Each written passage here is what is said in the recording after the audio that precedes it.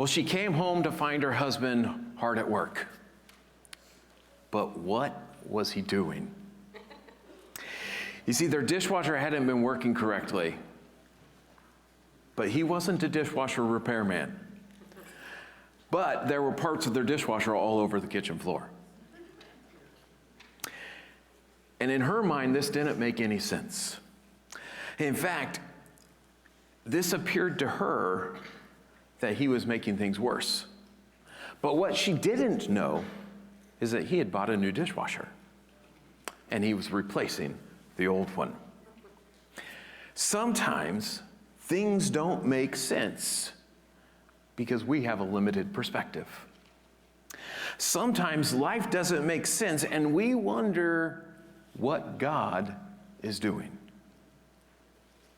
Sometimes we pray, and it appears to us that God isn't even answering, or that he isn't doing anything. Sometimes we pray, and things may even get worse. Sometimes life just doesn't make sense. So how do we respond? What do we do in those situations? Well, today we're going to be reading Habakkuk. And the prophet Habakkuk finds himself in a situation like this. And he asks, God, what are you doing? So we begin in Habakkuk chapter 1 and verse 1. It says, the oracle that Habakkuk the prophet saw. Now, this is a very simple introduction. It only tells us that this prophecy was given to Habakkuk. And the only thing that we know about Habakkuk is what we see in this book. And so we know that he's one of the righteous few in Judah. At this point in Judah's history, they're not doing too well. And so he's one of the righteous few, and we also see he has a lot of questions about what God is doing and what he isn't doing and why. So the prophecy takes the basic form of a conversation between Habakkuk and God. And so Habakkuk makes his first complaint and asks questions, and then God responds.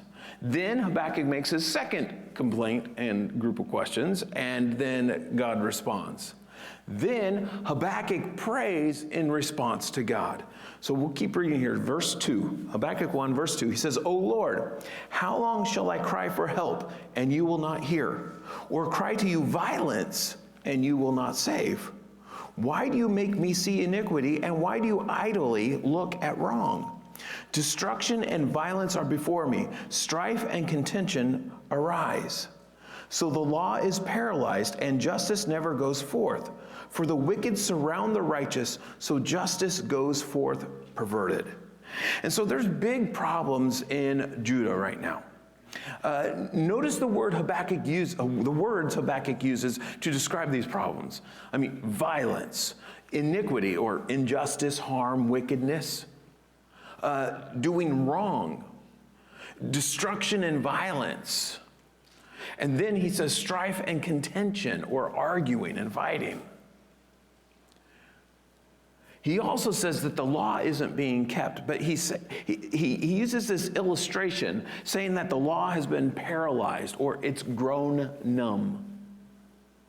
In other words, it's not working. It has no strength. It's kind of like when your arm falls asleep and you can't do anything with it. He says the law's grown numb. The reason it's not working and the reason why there's no justice is that there's so many wicked people in Judah. People who don't obey God and just ignore his law and ignore the covenant. And so the righteous are surrounded by unrighteous people. And the godly have become marginalized. They've been put down. They're treated unfairly. And it's been this way for a while now. And things aren't getting any better. And this creates another problem in Habakkuk's mind.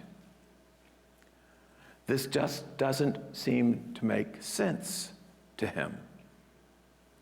And so he makes his complaint about what God, or what he perceives as God's inactivity and God's lack of attention. You see, he's prayed and he's asked God to help and to stop the injustice in Judah. But it seems to him that God just isn't listening. And maybe that God just doesn't care about the problem. Have you ever felt that way? Well, Habakkuk is boldly coming to God, and he is asking God to do something, and God responds. Look at verse 5. God says, "Look among the nations and see, wonder and be astounded, for I am doing a work in your days that you would not believe if told. For behold, I am raising up the Chaldeans, that bitter and hasty nation, who march through the breadth of the earth to seize dwellings not their own. They are dreaded and fearsome. Their justice and dignity go forth from themselves. Their horses are swifter than leopards, more fierce than the evening wolves. Their horsemen press proudly on. Their horsemen come from afar. They fly like an eagle, swift to devour. They all come for violence, all their faces forward. They gather captives like the sand. At kings they scoff, and at rulers they laugh. They laugh at every fortress, for they pile up earth and take it. Then they sweep by like the wind and go on, guilty men whose own might is their God." So God tells Habakkuk to look out at the nations. Why? Well, because God is about to do something that will really surprise him and will amaze Habakkuk. And so right off, we see that God is listening, and that he's not inactive. He's already doing something. But then God tells him what he's doing. He's raising up the Chaldeans, also known as the Babylonians. But he's raising up the Babylonians to be his instrument of judgment and to bring justice. But then God describes the Babylonians. He says that they are violent and aggressive, and they are out to conquer the world. They want everything. They want to control it all. And they take whatever they want, whether it's houses or people, whatever. And he says that they follow no law but their own. They're a law to themselves. So this means that they do whatever they want. And they have a powerful military, so people fear them, so they can do whatever they want. In fact, God says that they laugh and they mock anyone who tries to stop them. No city wall can stop them. They simply take that city and move on to the next one. And lastly, God also describes them as guilty. And so we see that they will be held accountable for the wrong that they do. They're arrogant and they have made themselves God in their own eyes. In other words, they think that they're not accountable to anyone. And they can do whatever they want because they're strong. Now, all of this is making the point that God is going to use evil Babylon to judge the sins of Judah. This is why Habakkuk would be so surprised and so amazed. It's not so surprising that God is actually doing something, but that he will use Babylon as his agent of punishment. And this brings us to Habakkuk's second complaint. But why would you do that? Look at verse 12. Habakkuk says, "Are you not from everlasting, O Lord my God, my Holy One? We shall not die. O Lord, you have ordained them as a judgment, and you, O Rock, have established them for reproof. You who are of purer eyes than to see evil and cannot look at wrong, why do you idly look at traitors and remain silent when the wicked swallows up the man more righteous than himself? And so Habakkuk is amazed, like God said he would be.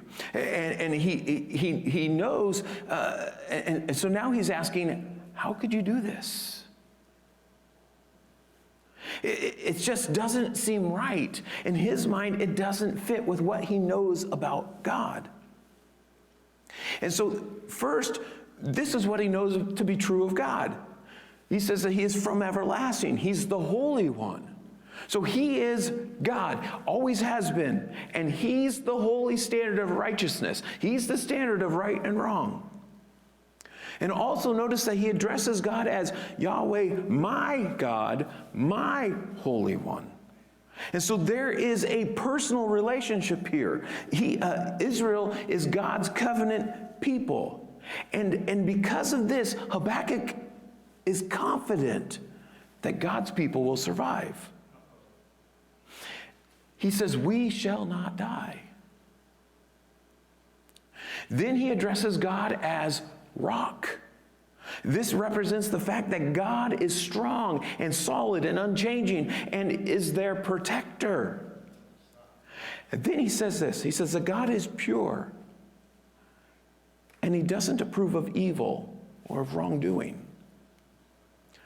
So that's what he knows about God. And this leads to his confusion and his complaint. God has ordained and established the evil Babylonians to judge the injustice in Judah. How could God raise up the Babylonians as a world power and use them to punish sin when they themselves are terrible sinners? How could he use these unjust people to carry out justice? And when they come against people, they will do terrible things. So how is getting beaten up by them better than getting beaten up by unjust people in Judah? He's asking, how can God do this? Because this just doesn't seem to fit. Well, now Habakkuk continues his complaint with an analogy to illustrate what Babylon does to people. Look at verse 14 to 17. He says, you make mankind like the fish of the sea, like crawling things that have no ruler. He brings all of them up with a hook. He drags them out with his net. He gathers them in his dragnet. So he rejoices and is glad. Therefore he sacrifices to his net, and he makes offerings to his dragnet. For by them he lives in luxury, and his food is rich. Is he then to keep on emptying his net and mercilessly killing nations forever? And so Babylon, in this illustration, Babylon is like a fisherman who throws out his hook or throws out his net and hauls in the fish and whatever else his net catches. So all of the nations, including Judah, are Babylon's prey. They're getting caught in their net. They will capture everyone. But even worse is that Babylon, they don't even know that God is using them for his judgment. And they don't even acknowledge God. In fact, what they worship is their own strength and their military prowess that has gained them so much. This is pictured or expressed with this picture of the fisherman who worships his net, bows down to his net, sacrifices to his net. Then Habakkuk asks another question. He says, is he to keep emptying his net and mercilessly killing? Should the fishermen keep doing this forever? Should Babylon keep doing this forever? destroying the nations without mercy? Will God allow this to go on forever? All in all, Habakkuk is wondering if a God of justice could put up with and allow injustice to continue without end. He's wondering if God is being just. We'll keep reading chapter 2, verse 1. He says, I will take my stand at my watchpost and station myself on the tower and look out to see what he will say to me and what I will answer concerning my complaint. And so he's asked his question, and now he's waiting eagerly for God to answer. And he portrays himself like a watchman on the wall of a city who's on guard duty, and he's out there watching for anything in the distance that looks out of the ordinary, anything that might be a sign of danger coming or whatever. So he pictures him like that watchman who's watching on duty. What he's saying, though, is that he's watching and waiting for a response from God. He wants to know how God will explain himself and then determine how he will respond back to God. Verse 2 and 3, he says, and the Lord answered me, write the vision, make it plain on tablets, so he may run who reads it. For still the vision awaits its appointed time. It hastens to the end. It will not lie. If it seems slow, wait for it. For it will surely come. It will not delay. And so God will basically tell Habakkuk that in the end, justice will be done. But first, he tells Habakkuk to write this prophecy down. It's important, and it needs to be preserved, and it needs to be read to people. And this prophecy, it will be an encouragement to the faithful during the times of hardship. When they are attacked by Babylon, when Judah is attacked by Babylon, it will be encouragement to them, and it will be evidence of God's sovereignty and God's faithfulness when all that he says is accomplished. And God also assures Habakkuk that all that he says will definitely happen. Even if it doesn't seem like it's happening, it will. It may not be immediate, but it will all be done the way God says it will be done. Verse 4. Behold, his soul is puffed up. It is not upright within him, but the righteous shall live by his faith. Well, now the actual message of the prophecy begins, and his answer to Habakkuk's question. And it starts with a statement contrasting the godly and the ungodly. And this contrast implies that the arrogant person, the arrogant people who don't live right will die. But he clearly says that the righteous will live. Now, this phrase, the righteous will live by faith, is a well-known phrase because Paul quotes it twice. But Paul uses it in a slightly different way than it's used here in Habakkuk. Paul uses this statement to say that a person is saved or has eternal life based on faith alone, by believing in Jesus. But here the idea is less about belief and more about faithfulness or consistent living. Of course, these two are tied together. A person is faithful because he has faith in God. Without faith, there is no faithfulness. But the point being made here is that the godly will live because of their faithfulness. The faithful are not the target of God's judgment. But they will be spared, and God will sustain them through the coming trouble. Verse 5. Moreover, wine is a traitor, an arrogant man who is never at rest. His greed is as wide as Sheol. Like death, he has never enough. He gathers for himself all nations and collects as his own all peoples. So now Babylon is being pictured as being drunk with power. You see, that power, it's intoxicating, and he just wants more and more. And Babylon's greed is compared to death and the grave. There's no end to it. Like there's no end to death, no end to their greed, like there's no end to death. There are always people dying. Graves are always being filled.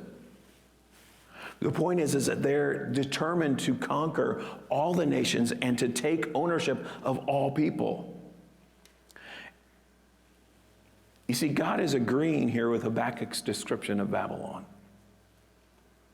And now he will tell Habakkuk of their own future punishment.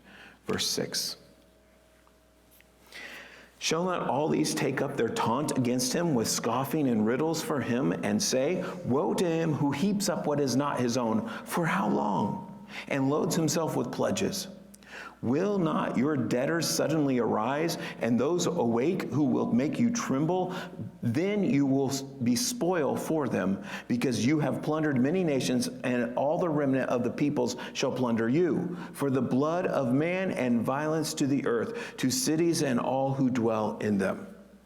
And so he's saying that one day Babylon's victims, whoever's left living, Babylon's victims, they will mock Babylon. That Babylon will become a joke to them, and they'll laugh about Babylon's demise. In other words, Babylon's reign and prominence will come to an end. And then God pronounces the first of 5 woes against Babylon. And these woes announce that Babylon's in trouble. They will suffer the consequences of their sin. And the first woe, it's actually said by Babylon's victims. But Babylon had taken so much from people. And one day, those people will rise up and reclaim what was theirs. They will plunder Babylon. The victims will revolt and demand that Babylon gets what they deserve, and that they are treated the way they treated other people. Then we have the second woe, verse 9 through 11. It says, woe to him who gets evil gain for his house, to set his nest on high, to be safe from the reach of harm. You have devised shame for your house. By cutting off many peoples, you have forfeited your life. For the stone will cry out from the wall, and the beam from the woodwork respond. The Babylonians built their wealth on the lives of other people. They thought they were totally secure, like an eagle who builds its nest way high up above the ground. They thought they were secure, but they're not. They will lose their own lives. They will be held accountable for all that they have done to people, and they will get what they deserve. And he says even the stones and the wood are personified here. Even the stone and the wood will testify against Babylon for all of their atrocities that they have committed. Third woe, verse 12 to 14, says, woe to him who builds a town with blood and founds a city on iniquity. Behold, is it not from the Lord of hosts that people labor merely for fire, and nations weary themselves for nothing? For the earth will be filled with the knowledge of the glory of the Lord, as the waters cover the sea. So Babylon selfishly built their empire through bloody conquest. But it will all go up in smoke. It will all be taken from them. And here it's made clear that God is behind their demise. God will stop them. He is sovereign over all people and all places and all history. God rules the earth, not Babylon. And God's glory will fill the earth. All those who reject God will be removed from the earth, and then everyone on earth will know God and will glorify him. The fourth woe, verse 15 to 17. I'm getting too excited and throwing my glasses. Woe to him, verse 15, woe to him who makes his neighbors drink. You pour out your wrath and make them drunk in order to gaze at their nakedness. You will have your fill of shame instead of glory. Drink yourselves and show your uncircumcision. The cup in the Lord's right hand will come around to you, and utter shame will come upon your glory. The violence done to Lebanon will overwhelm you, as will the destruction of the beasts that terrified them. For the blood of man and violence to the earth, to cities and all who dwell in them. So God is using them for judgment, but it's going to come around on them. They're going to be judged as well. But we see here that Babylon has mistreated people. And they are pictured here as getting people drunk to expose them and humiliate them. But now Babylon themselves will become drunk and will be exposed. And it specifically says that their uncircumcision will be shown. In other words, that it will be shown that they are sinful. Their sinfulness will be shown, and their lack of relationship with God will be shown.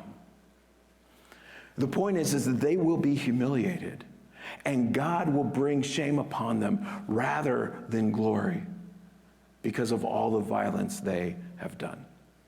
And then the fifth woe, verse 18 to 20, says, what profit is an idol when its maker has shaped it, a metal image, a teacher of lies? For its maker trusts in his own creation when he makes speechless idols.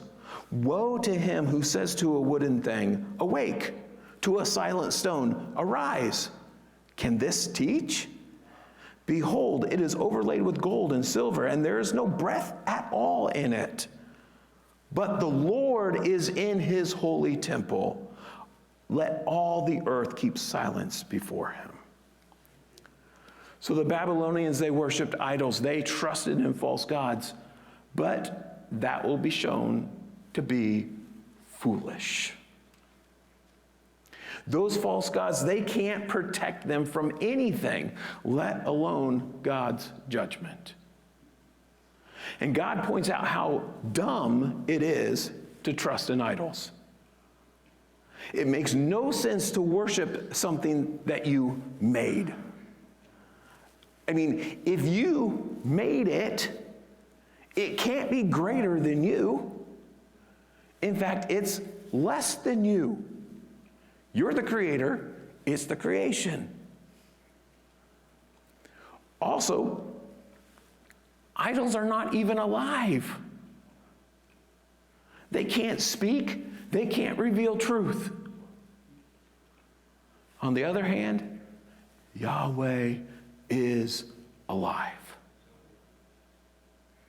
He is God over all the earth that he created.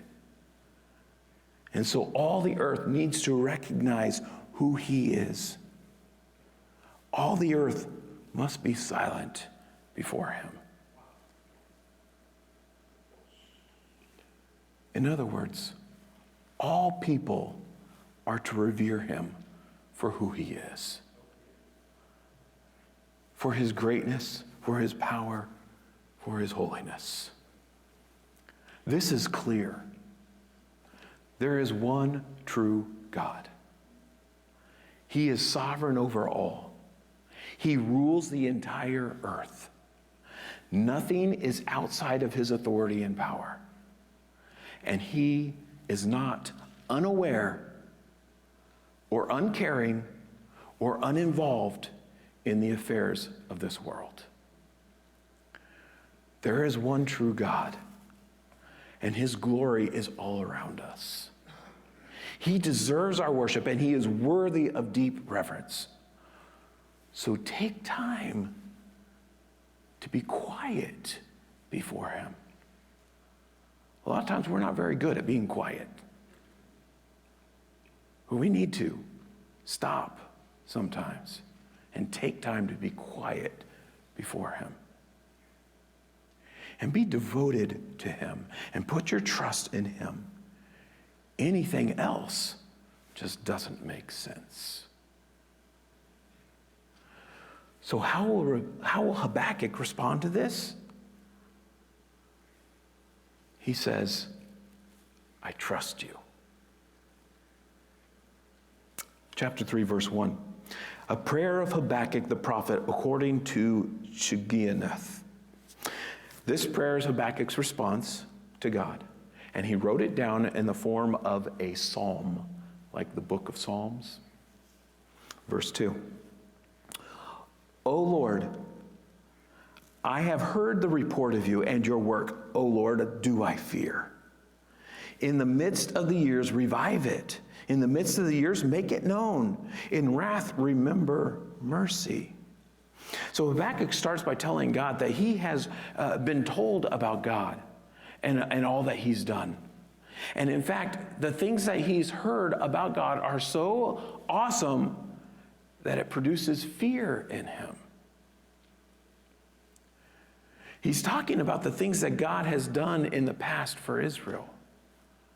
And he will allude to some of those things later as we continue. But for now, he asks God to do awesome things like that again now. So the things you've done in the past, do it again.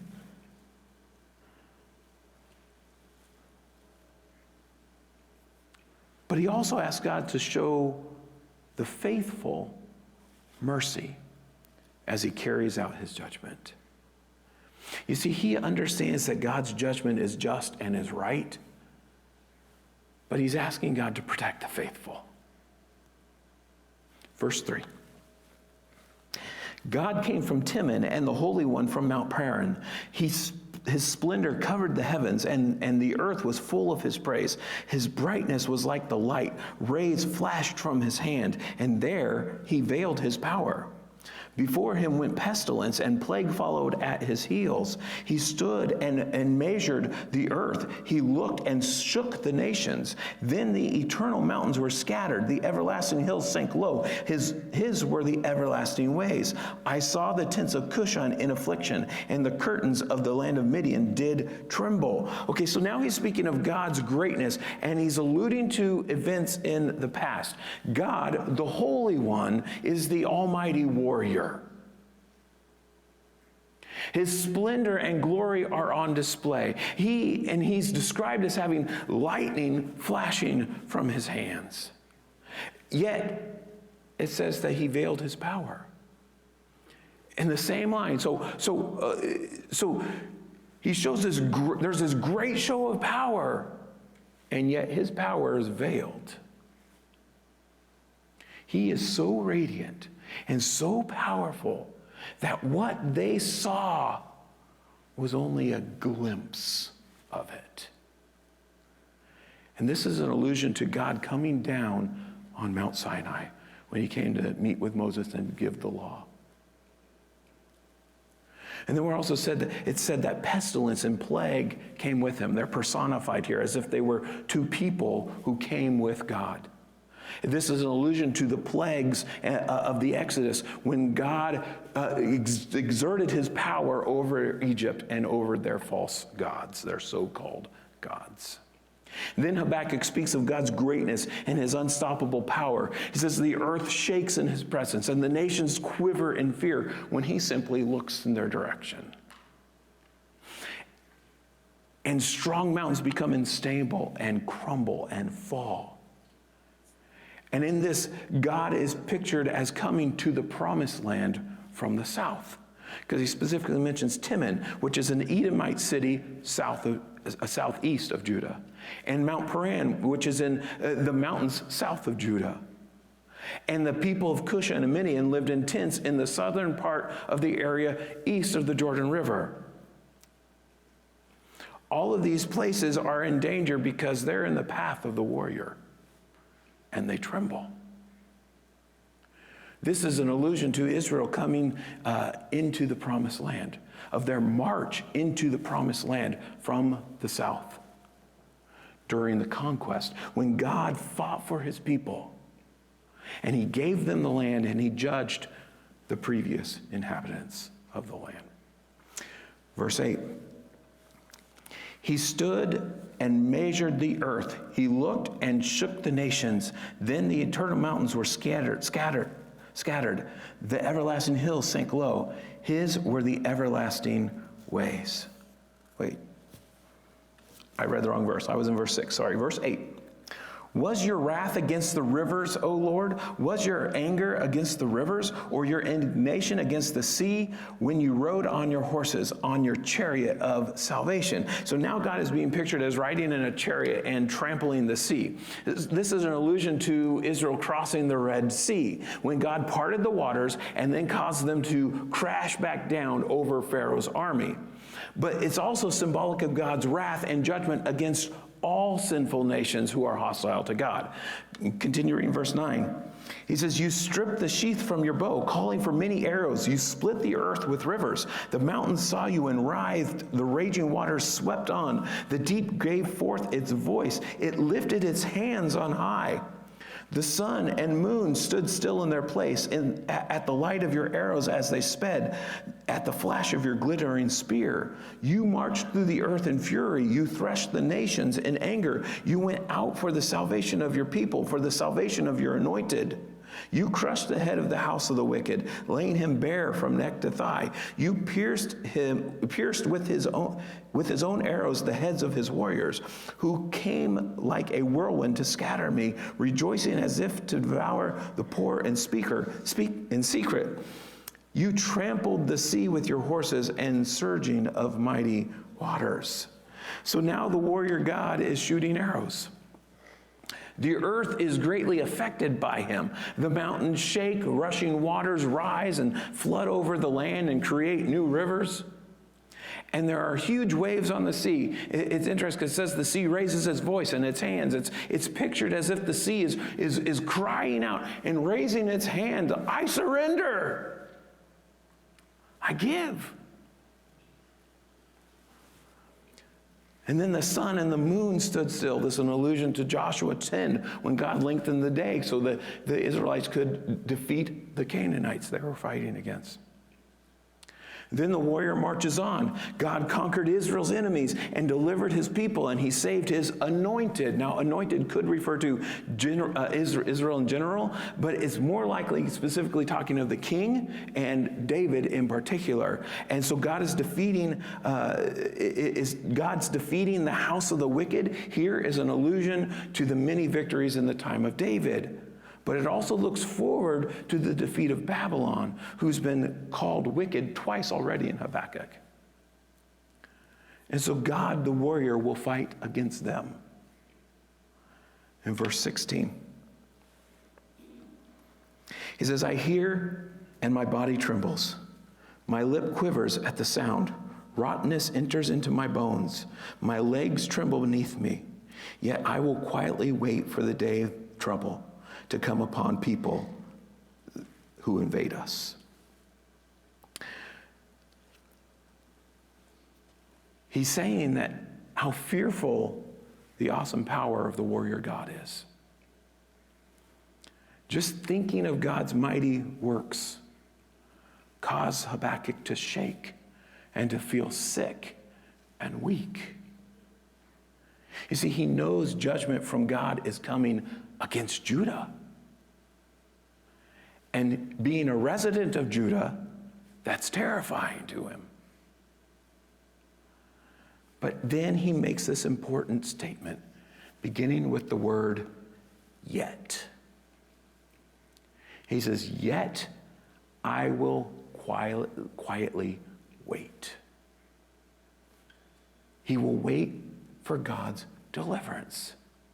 See, he knows that the attack from Babylon will come, but he also knows that God's deliverance will come. And after remembering what God has done in the past, how he has delivered them in the past, how he has helped them in the past, he looks forward to God's help in the future. You see, back in verse 2, he asked God to revive his mighty deeds, to do them again. And now he knows that God will do those things again, that he will fight for his people again. He will deliver his people again. And so he will wait quietly. In other words, he will wait with trust in God and without complaint until God deals with the unrighteousness and delivers his faithful people. Verse 17. He continues and says, though the fig tree should not blossom, nor fruit be on the vines, the produce of the olive fail, and the fields yield no food, the flock be cut off from the fold, and there be no herd in the stalls, yet I will rejoice in the Lord. I will take joy in the God of my salvation. Now, this is a statement of great faith from someone who knows and trusts in God. No matter how bad things get, even if there is no food, so he's destitute, there's nothing, he will rejoice in the Lord. No matter how terrible his situation gets, he has already decided that he will rejoice.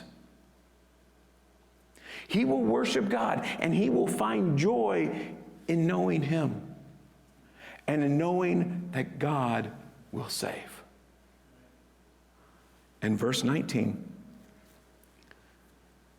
God, the Lord is my strength. He makes my feet like the deer's. He makes me tread on my high places. To the choir master with stringed instruments.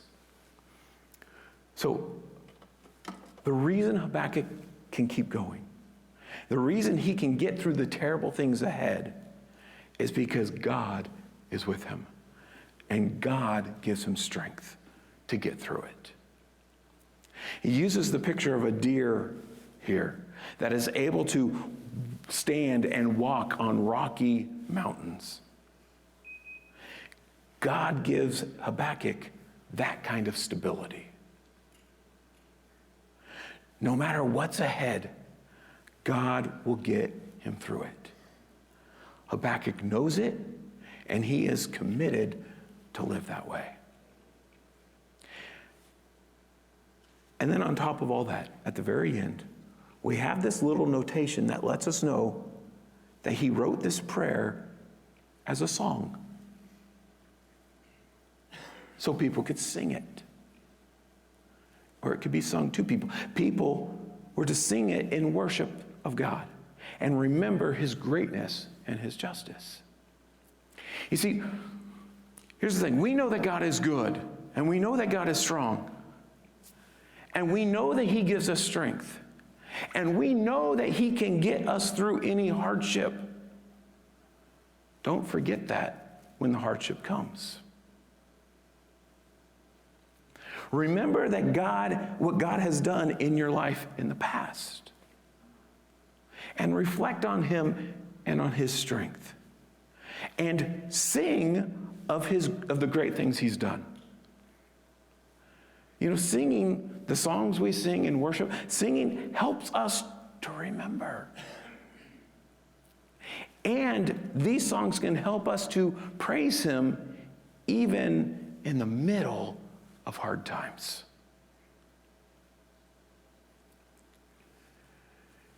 And decide before the next hard time comes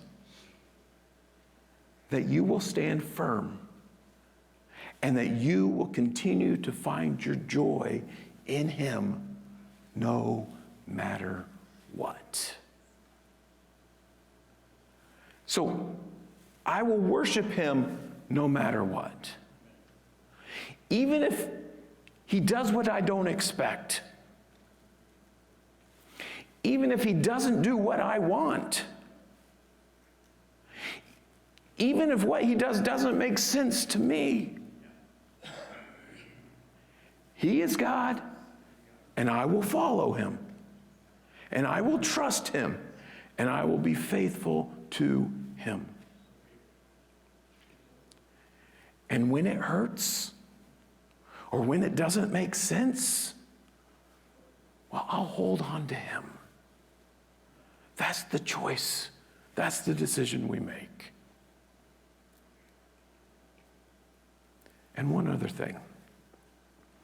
God doesn't appear to mind when the righteous ask questions about what he's doing. I mean, it's good and right to talk to God,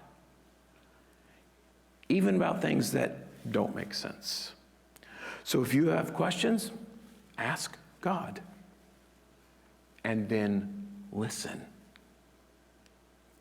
You see, too often we just complain, but we don't listen for the answer. Or we complain, but we don't quietly wait for the Lord in trust, knowing that he will do what's right, that he will do what's best.